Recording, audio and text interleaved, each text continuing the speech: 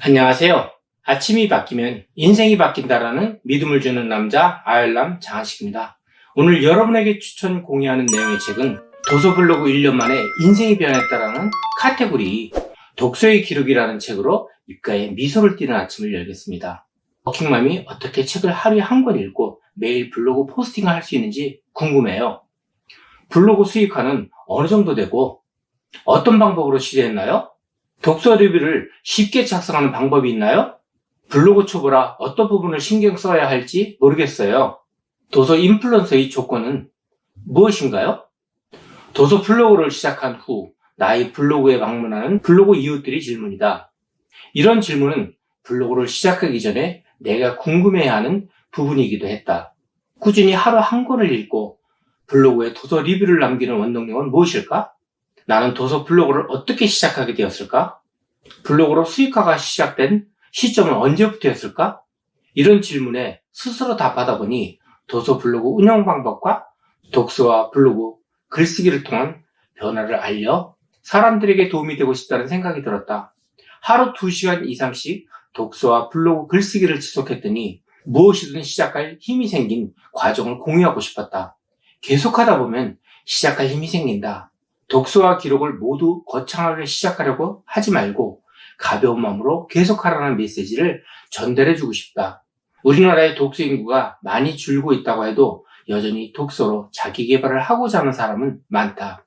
온라인상에서 소통이 늘어난 요즘 시대에 SNS를 제대로 하는 사람도 늘어났다. 독서와 블로그, 글쓰기를 한다고 무조건 인생이 변하지는 않지만 꿈을 설계하고 하나씩 이루어지는 과정을 돕는 도구임은 확실하다. 독서와 블로그를 만나기 전 나는 잘 살고 싶다는 막연한 꿈만 갖고 있었다. 어떻게 노력해야 할지, 무엇을 시작해야 할지 알지 못했다. 뭘 시작하면 지속하지도 않았다. 그랜저 사주를 가지고 티코 노력밖에 안 하네요? 20대 중반 서울의 어느 사주 카페에서 들은 말이다. 사랑하는 사람과 이별로 힘들었던 시기였다. 나의 운명과 사랑이 앞으로 어떻게 흘러갈지 궁금해 찾았던 곳에서 뜻밖의 말을 들었다. 20년이 지났지만 지금도 다른 이야기는 생각나지 않고 티코의 노력만 한다라는 문장만 계속 나를 따라다녔다. 도대체 티코만큼의 노력은 무엇을 의미할까? 독서를 하면서 깨달았다. 시작한 일을 지속하지 않고 노력을 하지 않는다는 의미가 아니었을까? 항상 바빴고 열심히 살았다. 하고 싶은 것이 많아서 다양한 시작을 했지만 마무리는 하지 못했다. 유화, 민화, 타로, 탱고 등 여러 개의 취미에 도전했고 20년 직장 노예의 삶을 벗어나고 싶어서 떡케이크, 영어 독서 지도사 자격증도 땄다. 어린 시절부터 소설만 좋아했지 독서로 내 삶을 변화시킬 수 있다는 생각은 하지 않았다. 독서로 삶이 변할 수 있다는 말을 많이 들었지만 나와는 관련 없는 일이라고 생각했다. 더욱이 글쓰기는 즐거움이 아니라 고행이라 여겼다.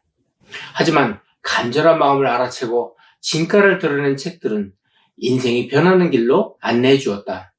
변화를 절실히 원했기 때문일까? 나에게 필요한 책은 알아서 나타났고 나는 그 기회를 붙잡았다.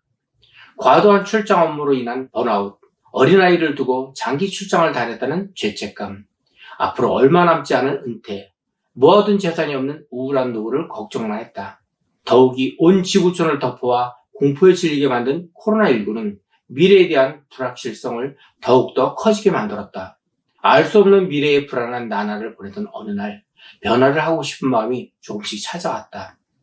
아마도 갑작스럽게 시동이 걸렸다면 금세 지쳐서 그만뒀을지도 모른다. 우연히 참석한 3시간의 책쓰기 강의는 작은 터닝포인트이자 내 삶을 변화시키는 나비 효과를 일으켰다.